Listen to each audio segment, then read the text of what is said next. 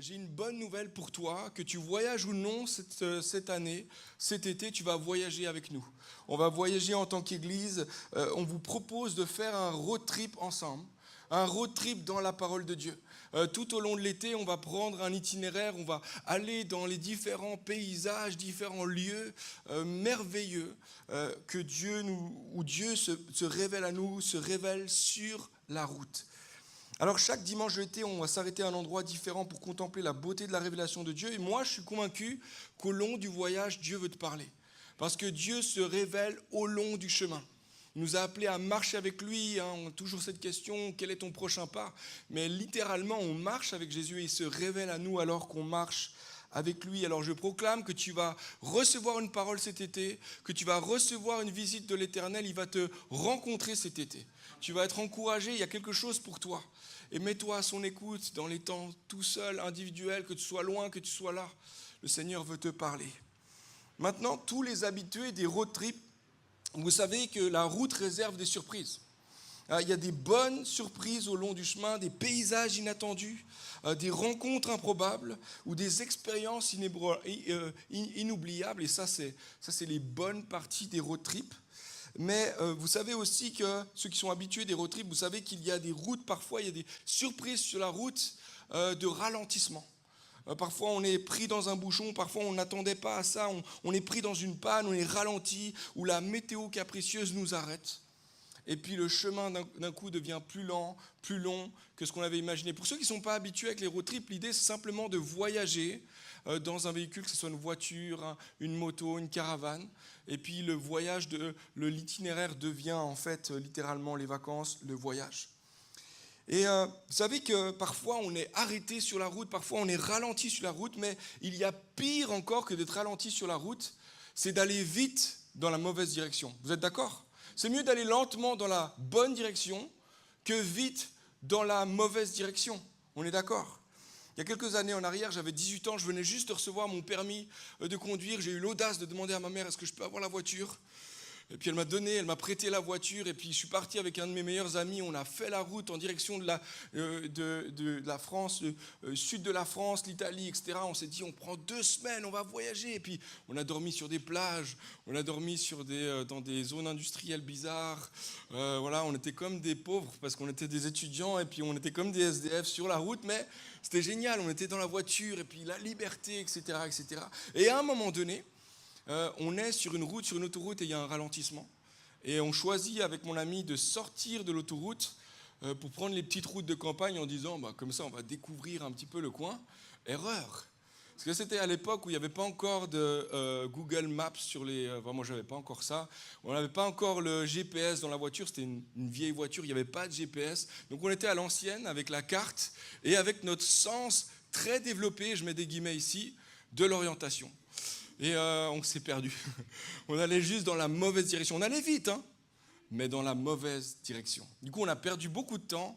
Finalement, à un moment donné, on s'est retrouvé presque en panne sur la route. Il n'y avait plus de station-service. À un moment donné, on a dû même faire des pas, faire du stop pour aller chercher de l'essence et le ramener, etc. Enfin, je vous épargne tous les détails. Vaut mieux aller lentement dans la bonne direction que rapidement dans la mauvaise direction. Et ce matin, j'aimerais parler avec vous d'un épisode dans la parole de Dieu, un homme et puis le peuple d'Israël qui entrait finalement, qui allait en direction du pays promis. Et il y a comme un sentiment d'accélération là, il y a quelque chose qui est en train de se passer et finalement c'est le ralentissement. Finalement les choses ne se passent pas exactement comme il avait imaginé. Je vous propose de lire ensemble dans Josué au chapitre 4, les versets 1 à 3 qui résument les tout premiers pas de Josué du peuple d'Israël en terre promise. Tout premier pas. Josué 4, versets 1 à 3. Lorsque toute la nation eut fini de passer le Jourdain, l'Éternel dit à Josué, prenez 12 hommes parmi les peuples, un de chaque tribu, et donnez-leur cet ordre, retirez d'ici du milieu du Jourdain, là où les prêtres se sont arrêtés, le pied ferme, 12 pierres que vous emporterez avec vous et que vous déposerez à l'endroit où vous passerez cette nuit. Est-ce qu'il vous est déjà arrivé quelque chose de ce genre-là? Vous rentrez dans quelque chose de nouveau, vous entrez enfin dans cette nouvelle saison, enfin dans ce nouveau travail, enfin dans cette nouvelle étape de votre vie, et les choses semblent se ralentir. alors que vous pensiez qu'il y aurait comme une accélération, quelque chose qui se passe, ça fait peut-être longtemps, il y a un projet qui est rêvé, il y a quelque chose qui est là, vous économisez depuis longtemps ce nouveau travail que vous vous réjouissez d'entrer, ou encore cette nouvelle saison de vie, puis quelque chose d'espéré, puis finalement les choses sont ralenties, comme si vous viviez un faux départ. Quand Josué et tout le peuple d'Israël traverse le Jourdain et entre enfin en terre promise, il y avait tellement de joie, je peux imaginer, tellement de joie, tellement d'anticipation, tellement d'excitation. Ça faisait 40 ans, plus de 40 ans, qu'ils tournaient dans le désert, ils attendaient ce moment. Ça faisait longtemps que Josué rêvait de ce moment. Et les choses semblent se passer d'une manière différente de ce qu'il avait imaginé. C'est comme si tout se ralentit, alors qu'enfin il rentre dans cette nouvelle saison. Une fois sur place, ils vont devoir construire un monument à 8 km. Donc l'Éternel leur demande de prendre des 12 pierres lourdes sur 8 km jusqu'à Gilgal et puis de faire là un monument. Imagine porter des lourdes pierres sur 8 km puis construire un monument.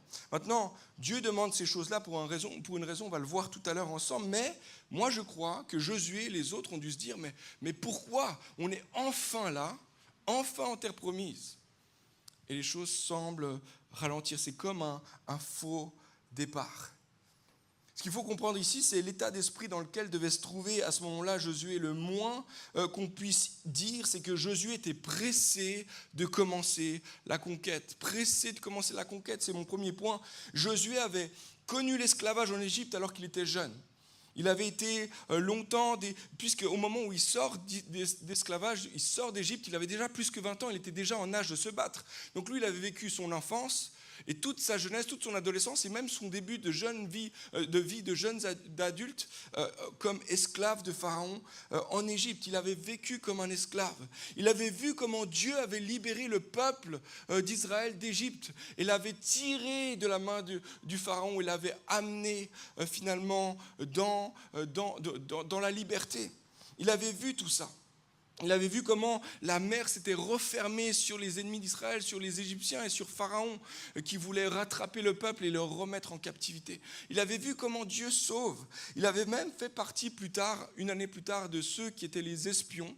Il y avait une petite escouade choisie qui avait été choisie pour visiter, pour espionner le pays promis. Et donc Josué avait déjà goûté les fruits du pays, il était déjà allé. Il avait vu à quel point le pays était beau, il était merveilleux. Mais à cause de l'incrédulité des 10 autres, ils étaient 12. Il y en a 10 qui ont dit non, ça fait trop peur, on n'y arrivera jamais, laisse tomber, on préfère rester dans le désert, on préfère retourner en Égypte. Et lui, il faisait partie, c'était même pas de sa faute, mais il avait dû rester dans le désert pendant 40 ans, à attendre le feu vert de Dieu. Alors imaginez, Josué était prêt pour commencer la conquête, il était en mode conquête. Non seulement ça, mais maintenant Josué avait mis le pied sur le sol de Canaan, ça faisait 40 ans qu'il attendait ce moment avec impatience. 40 ans que le peuple tournait dans le désert, une génération était passée et maintenant il pouvait enfin entrer. Non seulement ça, mais le peuple était encouragé, ils étaient déterminés maintenant.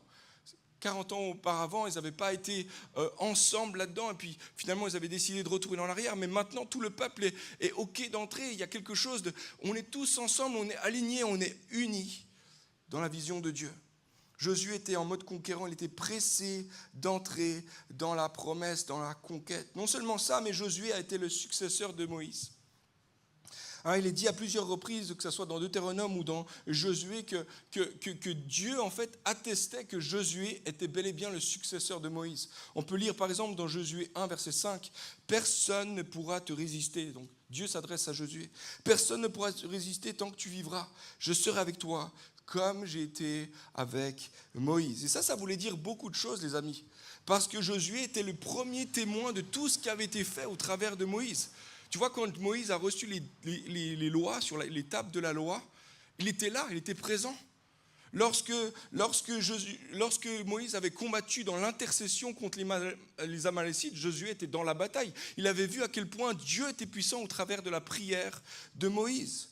Josué avait vu Moïse et Dieu manger ensemble littéralement. On peut lire ça dans Exode 24. Il avait vu toutes ces choses-là. Il voyait à quel point Dieu était proche de Moïse et Moïse était proche de Dieu.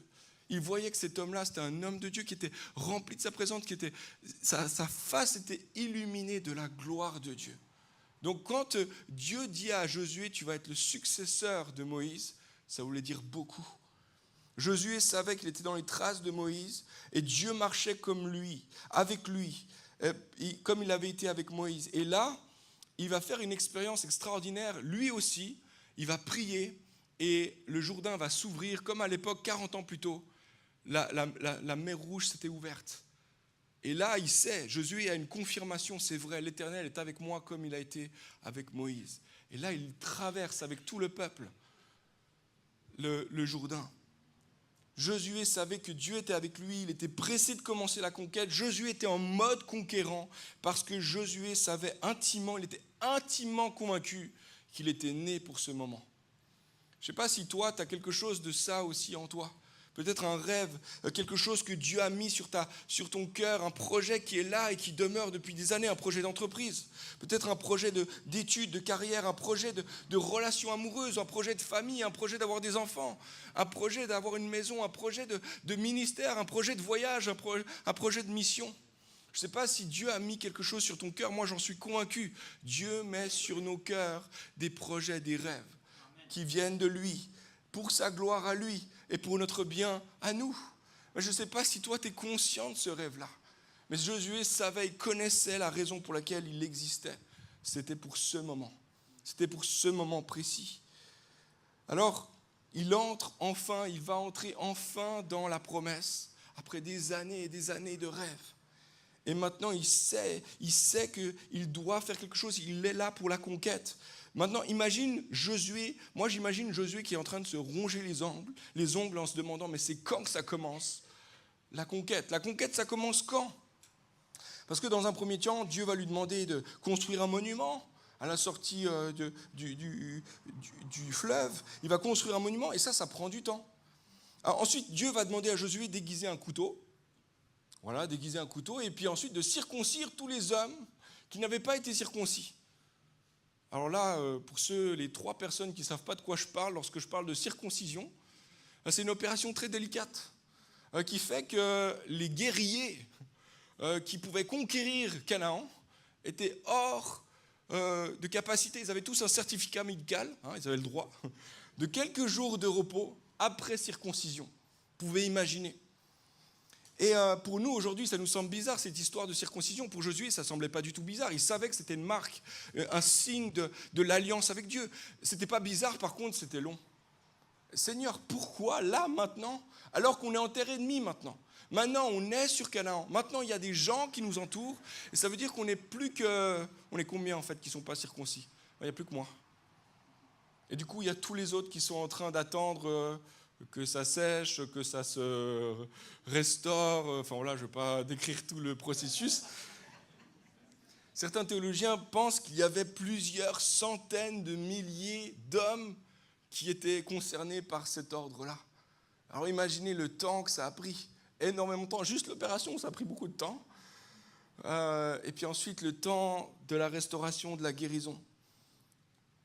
Plusieurs jours après l'attente, Dieu demande maintenant à Josué de célébrer la Pâque en terre de Canaan. Et là, c'est quelque chose d'important parce qu'il y avait eu seulement 3 fois. C'était la 3e fois seulement qu'il y aurait la célébration de la Pâque. Il y avait eu une au moment où ils sont sortis, on l'a dit tout à l'heure. L'année d'après, lorsqu'ils étaient sur le point d'entrée sur Canaan, ils ont fait la Pâque. Et puis ensuite, pendant 40 ans, ils n'ont plus fait la Pâque. Et là, Dieu demande de faire la Pâque. Mais une fois de plus, on parle de plusieurs centaines de milliers de personnes. C'est un défi logistique, les amis, de trouver à manger, trouver assez d'agneaux, assez de pain, etc. Donc imaginez le temps que ça a pris d'organiser juste cette Pâque. Mais Seigneur, on est en terre de conquête et maintenant il faut faire toutes ces choses-là. Tu veux d'abord qu'on construise un monument, puis ensuite il faut faire des opérations, puis ensuite maintenant il faut faire la Pâque, c'est quoi? C'est quand que ça commence, la conquête? Moi, je pense que pour ceux qui ont déjà lu le livre de Josué, là où on est au chapitre 5, et franchement au chapitre 5, nous-mêmes, en tant que lecteurs, on est là, mais c'est quand que ça commence? Parce qu'en fait, c'est le bon moment, c'est ce moment où Josué est entré maintenant en terre promise. Maintenant, tout ça a beaucoup de signification, et puis peut-être il y aurait des messages et des messages à faire juste sur ce qu'on vient de se dire ici, donc je ne peux pas prendre le temps pour ça maintenant, mais ce que je peux dire, c'est que finalement, Dieu veut inscrire Josué et le peuple d'Israël dans une longue lignée d'héritage. Il y a un héritage qui est là, il y a des promesses qui sont là, et puis ils doivent célébrer la Pâque comme leurs ancêtres, et puis ils doivent vivre la circoncision comme leurs ancêtres, comme Abraham, leurs fils, et ses fils, etc., etc. Et puis non seulement ça, mais il veut les inscrire aussi dans l'avenir en construisant ce monument. C'est quelque chose pour les prochaines générations. Donc il y a quelque chose de l'héritage qui est là. Et c'est quelque chose qui est bon. Et j'aimerais juste souligner ici une vérité qui est hyper importante, c'est qu'il n'y a jamais un projet que Dieu t'appelle à faire seulement pour toi-même. Dieu t'appelle à faire quelque chose, un projet, un rêve. Ce n'est pas seulement pour toi. C'est pour ceux qui t'ont précédé, parce qu'il y en a qui ont prié avant toi, et pour ceux qui vont te suivre après. Et tu n'es jamais béni seulement pour toi-même, tu es béni pour bénir. Tu es un canal de sa bénédiction vers ceux vers qui tu as été envoyé. Ça, c'est un bon moment pour dire Amen. Et Josué, il est là, il est en terre promise, et ce qu'il a toujours rêvé de vivre et de voir maintenant, enfin, il peut y entrer. Et les amis, cette histoire nous met face à la réalité qu'on va tous vivre tôt ou tard dans notre cheminement avec le Seigneur. C'est que quand tu es enfin entré dans la promesse, quand tu es enfin dans le projet, enfin dans la saison que tu as toujours idéalisée, et qui a été l'objet de tes rêves, et peut-être même le fruit de gros investissements, de prières, etc., eh bien, la question qui va se poser à toi, c'est est-ce que ton identité dépend de la promesse ou est-ce qu'elle dépend de celui qui a donné la promesse? Est-ce que ta joie va dépendre de la promesse ou de celui qui a fait la promesse? Est-ce que ta paix va dépendre de celui qui a fait la promesse ou de l'accomplissement de la promesse? D'une certaine manière, est-ce que tu regardes la main de Dieu ou est-ce que tu regardes le visage, la face, le cœur de Dieu? Et ça, c'est une question qui nous est adressée à tous à un moment donné dans notre cheminement avec le Seigneur. Est-ce que tes yeux, ton cœur sont fixés sur sa promesse ou est-ce que tes yeux et ton cœur restent fixés sur le Dieu de la promesse? Dans ma vie de disciple, moi j'ai eu plusieurs occasions ou plusieurs moments dans ma vie, dans mon parcours, où j'ai vécu ce genre de moment-là, où j'avais idéalisé une saison, j'avais vu quelque chose, je m'étais dit waouh, et pendant des années tu te prépares à ça, et je m'étais préparé notamment pour aller à l'école biblique, pour me former pour le ministère, j'avais un rêve de ministère, quelque chose que Dieu a mis en moi, puis je crois que c'est vraiment Dieu qui a mis ça en moi, mais maintenant j'étais au Québec, j'ai traversé l'océan, j'ai amené ma femme, ma fille à ce moment-là, on était là-bas. Et puis la première semaine qu'on commence les cours, etc., je réalise que, en fait, Dieu, je ne te connais pas. Je prends mon premier cours de théologie biblique sur Dieu et je réalise, mais punaise, Dieu est tellement plus grand que ce que j'avais imaginé. Ça veut dire quoi? Je ne connaissais pas Dieu ou quoi? Et là, je commence à réaliser que, alors que moi, j'étais là je pensais que j'allais déjà commencer quelque chose, que Dieu allait m'appeler à faire quelque chose là au Québec. En réalité, j'ai réalisé qu'il y avait quelque chose qui devait être brisé en moi, changé en moi. Puis il y a des dizaines, littéralement des dizaines de cours où je suis sorti les larmes aux yeux. Seigneur, je ne te connais pas. Fais-moi connaître ton cœur. Fais-moi connaître qui tu es vraiment. J'ai l'impression de te connaître, j'ai l'impression de savoir des choses sur toi, mais en fait, je te connais tellement peu, Seigneur. Puis il y avait besoin d'être travaillé non seulement dans ce que je savais, dans ce que je croyais savoir, mais aussi dans mon cœur, dans mon caractère. Moi, ma première semaine, j'ai discuté avec un des pasteurs, je lui ai dit, sur place, il y a toutes sortes d'opportunités de service, etc., évidemment. Puis ils encouragent les étudiants à servir et tout. Donc moi, j'avais toutes sortes d'opportunités, de rêves. J'aimerais bien servir là, j'aimerais bien faire ci, faire ça. Et puis en fait, en fait, Raphaël, il faut que tu ralentisses parce qu'il y a quelque chose que tu dois vivre à l'intérieur de toi. C'était tellement positif. Je le voyais tellement pas positif sur le jour même. Ça faisait des années que je préparais ça. Et en fait, non.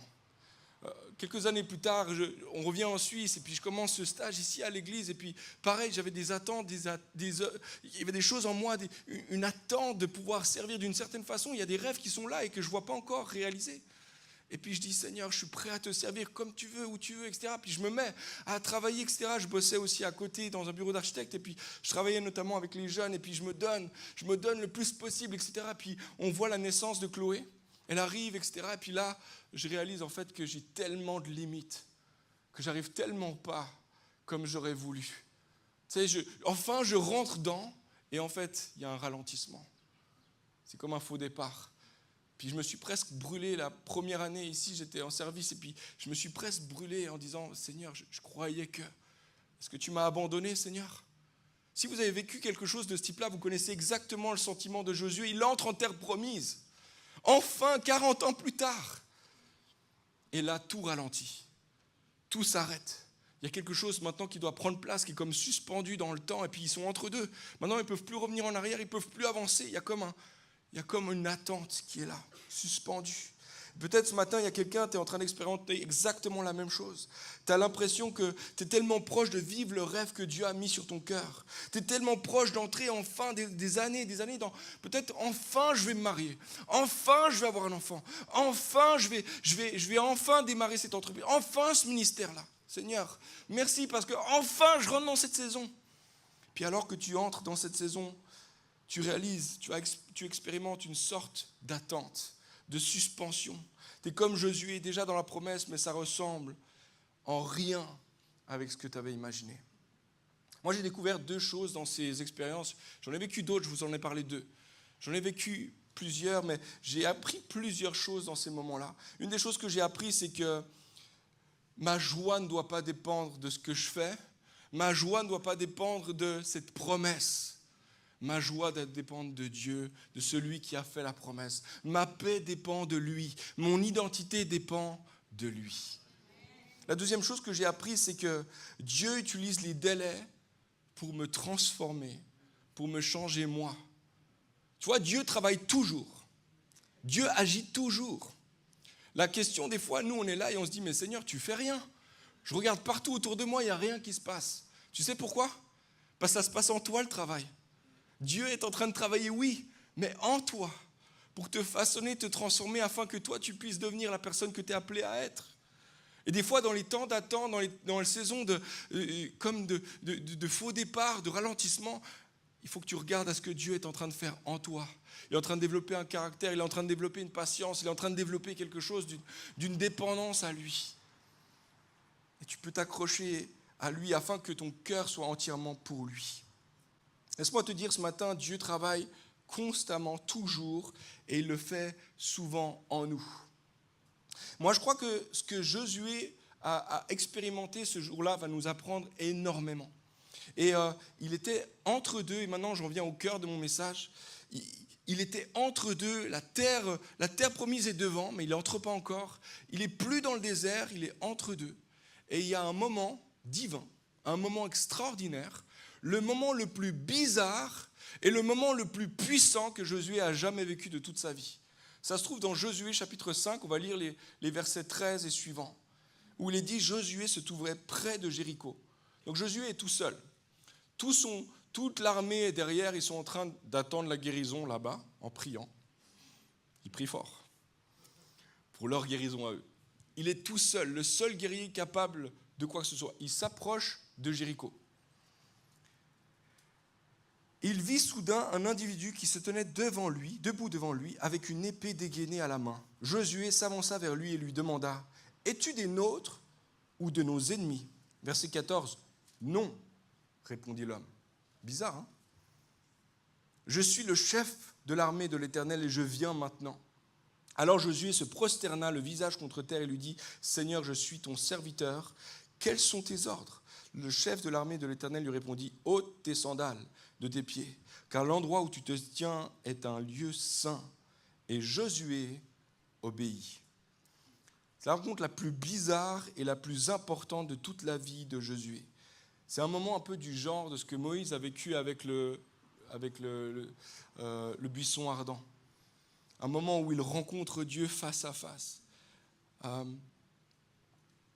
Puis on ne sait pas exactement à quoi ressemblait l'homme qui s'est avancé vers Josué.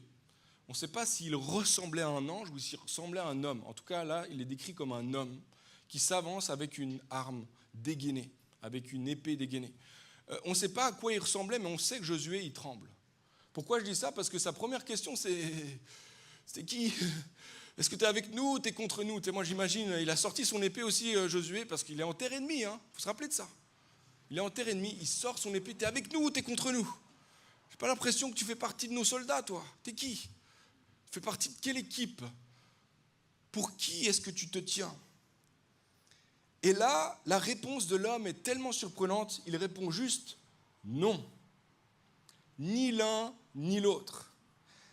Je suis le chef de l'armée de l'Éternel, et je viens maintenant. Non, ni l'un, ni l'autre. Je suis le chef de l'armée de l'Éternel, je viens maintenant. Moi, je crois que c'est la parole qui a le plus résonné dans le cœur de Josué depuis des années. Il entend il entend cette phrase-là et Dieu lui dit deux choses qui ont le potentiel de révolutionner notre vie à nous aussi, alors que nous entrons dans une saison pour ceux et celles qui vivent ce genre de moments-là. La première chose, c'est que la conquête de Canaan ne dépend pas de toi. C'est mon troisième point. La conquête, c'est mon combat. La conquête, ce n'est pas ton combat, Josué. Tu n'avais pas compris, ce n'est pas toi le chef de l'armée de l'Éternel, c'est moi. Et donc la conquête ne dépend pas de toi, la conquête dépend de moi. Amen. Vous voyez ?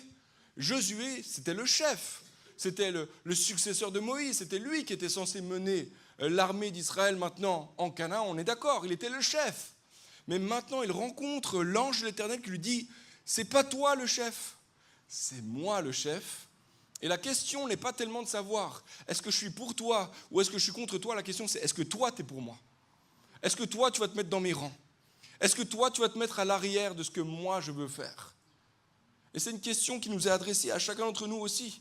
Tu vois, le projet, le plan, le rêve que Dieu te met à cœur, etc., ce n'est pas une question que c'est tout dépend de toi, pas du tout. Ce n'est pas toi le chef du projet, ce n'est pas toi le chef du rêve, ce n'est pas toi le chef de la vision.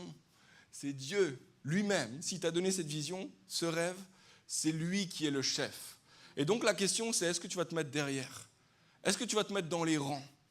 Est-ce que tu vas te mettre derrière le chef de l'armée de l'Éternel ? La conquête n'est pas ton combat, c'est mon combat à moi. Et tu vois, c'est quelque chose qui a profondément, je crois, traversé, bouleversé le cœur de Josué. C'est la réalisation peut-être la plus simple, mais la plus puissante que Josué a compris en entrant à Canaan. Mais c'est aussi extrêmement contre-intuitif et contre-culturel aussi. Timothy Keller a dit ceci. L'appel à la loyauté inconditionnelle que Dieu demande provoque inévitablement une grande résistance dans le cœur de l'homme. Au plus profond de l'homme humain se trouve un réflexe qui proclame « Personne ne peut me dire ce que je dois faire ». Tu vois, il y a quelque chose en toi et moi qui dit « C'est moi le chef, c'est moi le chef de ma propre vie, c'est moi le chef. Et personne ne me dira ce que je dois faire. » Même pas Dieu. C'est moi le chef. Il y a quelque chose à l'intérieur de nous qui veut être chef. Tu vois, et pas seulement nous, mais à l'intérieur de notre société, il y a sans arrêt ce message-là, express yourself, just do it, prends les rênes, mets-toi en marche pour tes propres rêves, prouve que tu existes, etc., etc. Puis on te dit, constamment, sois le héros de ta vie, sois le manager de ta vie. Ne laisse personne te dire ce que tu dois faire. Tu vois, à l'intérieur de nous, et je trouve que le poète britannique William Ernest Henley a dit ceci, et je trouve que ça exprime tellement bien l'esprit de ce siècle. Il a dit ceci, je suis le capitaine, je suis le maître de mon destin, le capitaine de mon âme. C'est moi, je suis le capitaine, je suis le chef. Personne ne me dira ce que j'ai à faire. J'ai ma destinée entre mes propres mains. C'est moi qui accomplirai, c'est moi qui me ferai moi-même, je me ferai un nom. Et je n'ai même pas besoin de Dieu pour le faire. Et Dieu dit, non, je suis le chef de l'armée de l'Éternel. La conquête, le projet, le rêve, la vision ne s'accomplira que si tu te mets à l'arrière, que si tu te mets derrière moi, que si tu acceptes d'être deuxième, d'être troisième, d'être millième s'il faut. Viens dans mes rangs à moi. Cette conquête dépend de moi. Ce qui m'amène à la deuxième chose qu'il a appris ce jour-là, Josué. La deuxième, c'est que la conquête de Canaan commence par son cœur. Ça, c'est marrant, je ne sais pas si vous avez réalisé ça, il n'y a pas encore un seul terrain de conquis dans tout Canaan. Pourtant, c'est une promesse, Dieu a promis qu'il allait donner ce territoire, ce terrain, etc. Mais le premier territoire que Dieu conquiert, c'est le cœur de Josué. C'est le premier. C'est le premier territoire qu'il veut. C'est son cœur entier. Tu vois, Dieu voulait le cœur entier, l'allégeance complète de Josué. Comme Dieu veut ton cœur entier, ton allégeance complète à toi aussi. Tu vois, le cœur dans la Bible, c'est plus qu'un organe vital qui pompe du sang. Dans la pensée juive, le cœur, c'est le symbole de la vie intérieure d'un homme. Et Et le cœur, c'est le centre qui gouverne tous les domaines de ton existence. On peut lire dans le Proverbe 4, verset 23, on connaît ce verset qui dit « Garde ton cœur plus que toute autre chose, car de lui viennent les sources de la vie. » Et ce qu'il dit, c'est qu'en fait, tout dépend de ton cœur. En fait, ton cœur fonctionne comme un trône, et ce qui gouverne sur ton cœur gouverne sur toutes les parties de ta vie. Alors il dit « Garde ton cœur. Regarde qui gouverne ton cœur. » D'une certaine façon, notre cœur est designé comme un trône qui règne sur toutes les parties de notre vie, sur lequel quelque chose ou quelqu'un va régner. Et ce qui siège sur le cœur de ton trône à toi, sur ton cœur à toi, gouverne toute ta vie, tous les aspects de ta personnalité, ton caractère, ton identité, tes choix, tes sentiments, tes rêves, tes projets, tout ce que tu es, tout ce que tu fais. Tout est gouverné par celui ou la chose qui gouverne ton cœur. La question n'est pas de savoir est-ce qu'il y a quelque chose qui gouverne ton cœur? La question c'est qu'est-ce qui gouverne ton cœur? Ou qui gouverne ton cœur? Tu vois, c'est un trône, il y a forcément un roi dessus. La question c'est qui ou qu'est-ce qui gouverne en ce moment sur ton cœur? Dieu ne veut pas juste ton système de croyances, il ne veut pas juste que tu coches un certain nombre de croyances ou de vérités dans lesquelles tu crois. Il veut ton cœur, il veut aussi ce que tu penses, ce que tu désires, ce que tu choisis, ce que tu fais. Il veut le cœur, c'est tes comportements, tes habitudes, tes relations, tes ressources, tout ce que tu es, tout ce que tu as. Il veut tout. Dieu veut absolument tout. Et certains, je sais, ce n'est pas forcément une très bonne nouvelle ce que je viens de dire ce matin. Mais Dieu veut absolument toutes les parties de ta vie. Et Josué fait face au chef de l'armée de l'Éternel qui porte une épée. C'est lui qui est en charge de la conquête de Canaan et il dit « Josué, tu es ma première conquête. C'est ton cœur à toi que je vais conquérir en premier. La conquête va commencer si ton cœur à toi est conquis. Ton cœur à toi, ton trône à toi, c'est ce que je veux en tout premier sur cette terre. » Paul David Tripp a dit ceci, « Le plus grand combat qui guette tout homme est celui qui se trouve à l'intérieur de lui. Chaque jour, une guerre fait rage pour la domination de votre cœur. Toutefois, votre sauveur jaloux et armé de zèle de son superbe amour rédempteur ne partagera votre cœur avec personne. Il n'accordera aucun répit avant que votre cœur ne soit sous sa domination exclusive. » Je sais, le mot domination, ça fait un peu bizarre pour nous aujourd'hui, mais n'empêche que Dieu veut dominer, veut être le souverain de chacun de nos cœurs, de chacune de nos vies. Dieu est comme un guerrier, et c'est vrai, on n'a pas souvent cette image-là, on n'en parle pas très souvent non plus, mais Dieu est comme un guerrier qui vient conquérir le cœur de ceux qu'il veut rencontrer. Et Jésus va utiliser une image un peu similaire. Dans l'évangile de Luc, il parle du royaume. Mais comment est-ce que le royaume avance? Il va dire ceci en Luc 14, verset 31. « Si un roi part en guerre contre un autre roi, il s'assied d'abord pour examiner s'il peut, avec 10 000 hommes, affronter celui qui vient l'attaquer avec 20 000.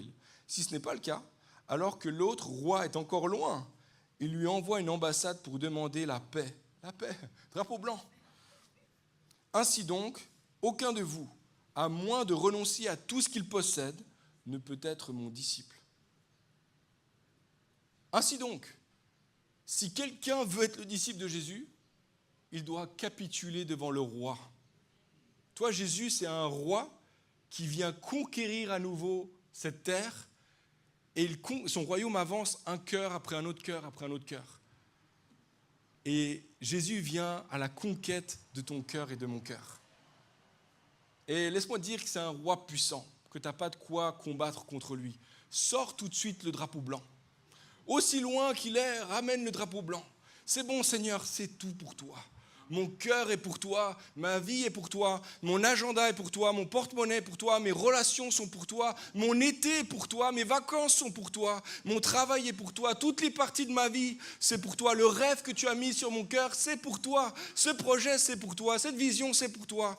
Cette conquête ne dépend pas de moi, elle est pour toi et pour toi seul. Je plie le genou devant toi, Seigneur. Sois mon roi, sois mon maître. Tu vois, l'image est saisissante. Le royaume de Dieu, c'est le roi qui vient conquérir nos vies, qui vient s'asseoir sur le trône de nos cœurs. Et par ce passage, Dieu s'adresse ici à des hommes, des femmes qui contemplaient l'idée d'être disciples de Jésus. Puis il est très cash, Jésus ne va pas leur dire simplement « je vous aime, vous êtes aimés de Dieu, mais venez ». Non, Jésus va leur dire « si tu veux être mon disciple, abandonne, capitule, laisse-moi la place sur le trône de ta vie ». Rick Warren a dit ceci, Dieu n'est pas intéressé par un engagement moyen, une obéissance partielle et les restes de votre temps et de votre argent. Il veut toute votre vie, non seulement les restes. Il veut ton cœur en entier, ta vie en entier. Capitule devant lui, entièrement. Et je m'adresse à des gens qui connaissent Jésus depuis longtemps et ceux qui ne connaissent pas ou qui n'ont pas encore choisi ça. Dans les deux cas, capitule. Le roi s'avance. Le règne de Dieu avance.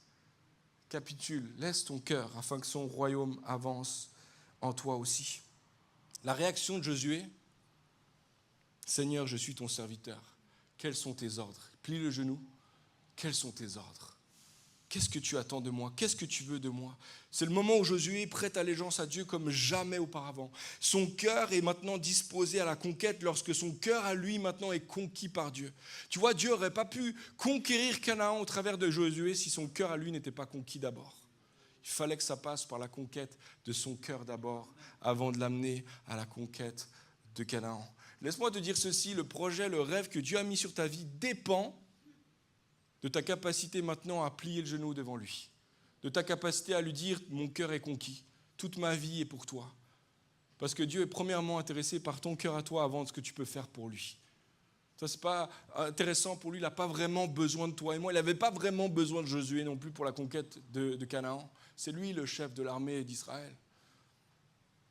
Mais maintenant, il veut le faire avec nous. Mais il veut le faire avec nous seulement, et seulement si nous plions le genou devant lui. La conquête de Canaan commence par le cœur de Josué.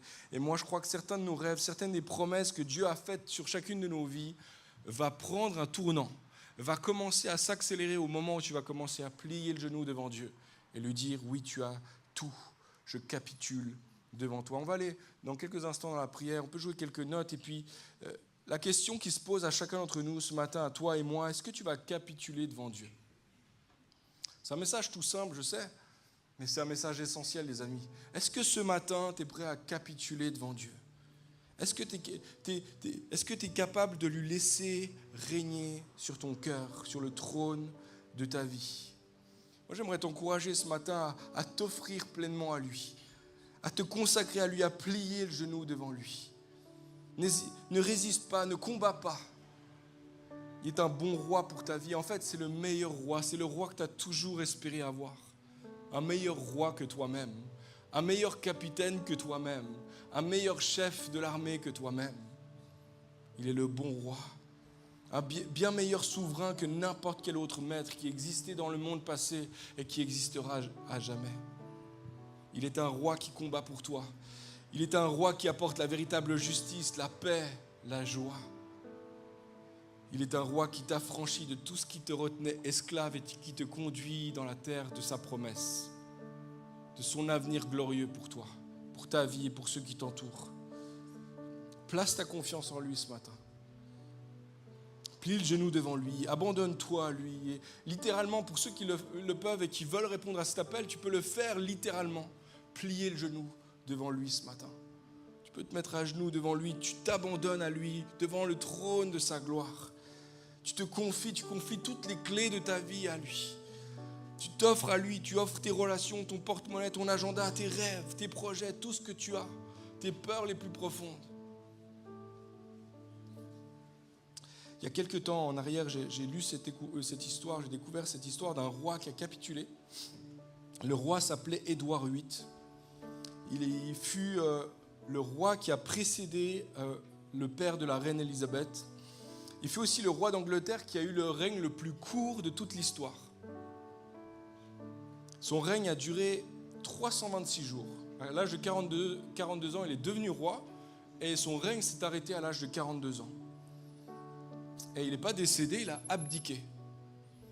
Il a renoncé à son trône, il a renoncé à sa couronne. Il n'a pas renoncé parce qu'il était menacé. Il n'a pas renoncé parce qu'il y avait des pressions sur lui ou alors qu'il n'arriverait pas à assumer le rôle, etc. Ah, je ne savais pas que le roi, c'était ça, d'être roi, etc. Non, ce n'est pas à cause de toutes ces raisons-là. La raison pour laquelle il a capitulé, c'est par amour pour une femme. Une photo qui va s'afficher à l'écran, une femme américaine qui avait toutes sortes de casseroles dans sa vie, une histoire de vie tellement compliquée qu'en fait elle ne pouvait pas devenir reine. Le protocole ne lui permettait pas de devenir reine. Alors ce roi a choisi d'enlever la couronne, de descendre de son trône, de sortir de son palais pour marier cette femme et habiter avec elle. Et je sais que c'est juste une image, mais moi je lis ça et ça me rappelle une autre histoire, une histoire bien plus belle encore, celle du roi des rois, du roi d'éternité, de Dieu, de Jésus-Christ, le roi héritier du trône, qui a choisi de laisser sa couronne, qui a choisi de descendre du trône, qui est sorti de son palais de gloire pour venir jusqu'à nous, traverser les cieux, venir jusqu'à nous. Nous qui avions une vie tellement remplie de casseroles, tellement de mauvaises choses, impossible de devenir reine, d'être mariée avec lui dans cette condition-là. Et lui, il a choisi d'abandonner sa condition glorieuse pour venir jusqu'à nous. Et la question qui se pose à nous ce matin, en réponse à son amour à lui, est-ce que toi, tu es prêt aussi à capituler? Est-ce que toi, tu es prêt à laisser le trône de ton cœur? Lui, il a quitté son trône de gloire. Toi, tu peux sortir du trône de ton cœur. Toi, tu peux abandonner ce privilège-là, d'être le chef de ta propre vie, le capitaine de ton âme. Est-ce que tu peux lui laisser toute la place? Lui qui a tout abandonné pour te rencontrer, pour me rencontrer. Verset 14, Josué se prosterna le visage contre terre, lui dit « Seigneur, je suis ton serviteur, quels sont tes ordres ?» Le chef de l'armée de l'Éternel lui répondit « ôte tes sandales de tes pieds, car l'endroit où tu te tiens est un lieu saint. » Et Josué obéit. Et Josué obéit. Et Josué obéit. Et ce matin, est-ce que tu vas obéir? Est-ce que tu vas enlever aussi symboliquement tes sandales? Est-ce que tu vas plier le genou devant Jésus, le roi? Il est le Seigneur. Tu peux le faire à ta place, là où tu es, si tu as les capacités, les forces, la santé. Tu peux simplement plier le genou devant lui. Tu peux le faire aussi en étendant tes mains devant lui, en disant « Seigneur, je te laisse toute la place. Prends le trône de mon cœur, prends le trône de ma vie. Viens régner sur toutes les parties de mon cœur. Seigneur, viens conquérir. Viens prendre toute la place. Que ton règne avance dans mon cœur à moi d'abord. Seigneur, oui, il y a des projets, il y a des rêves, il y a des choses que tu as mis sur ma vie, je sais, Seigneur. Il y a des choses que tu as mis sur la vie de mes frères et sœurs ce matin, je le sais, Seigneur. Et ce matin, la première chose que tu veux, c'est un cœur conquis pour toi. Un cœur entier pour toi. Un cœur qui s'offre à toi pleinement. En réponse à ce message ce matin, tu peux t'offrir à Dieu. Avec tes mots à toi, lève ta voix à ta place. Et dans la prière, tu dis, Seigneur, je suis à toi. Seigneur, je suis à toi, je viens à toi, je me donne, je me rends à toi. Tu as conquis mon cœur, tout est pour toi. Viens prendre la place. Tu as assiégé la ville de ma vie, prends la place. J'ai sorti le drapeau blanc, Seigneur, prends toute la place. Prends toute la place, Seigneur, viens régner en moi.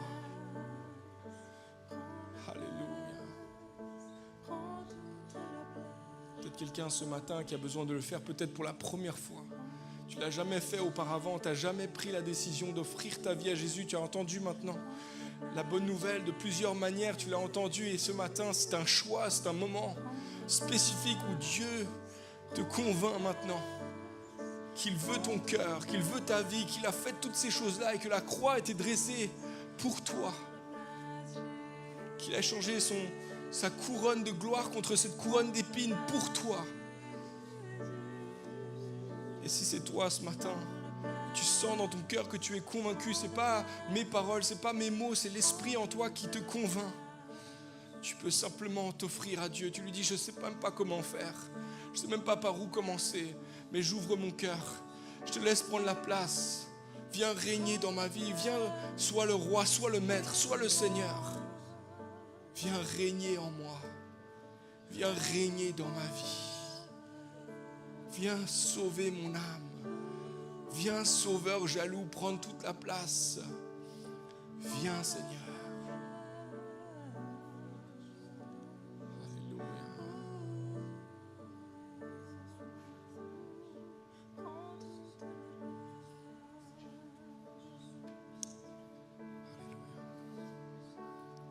En réponse à ce message, je vous propose de chanter ce chant qui dit « Prends la place, prends toute la place ».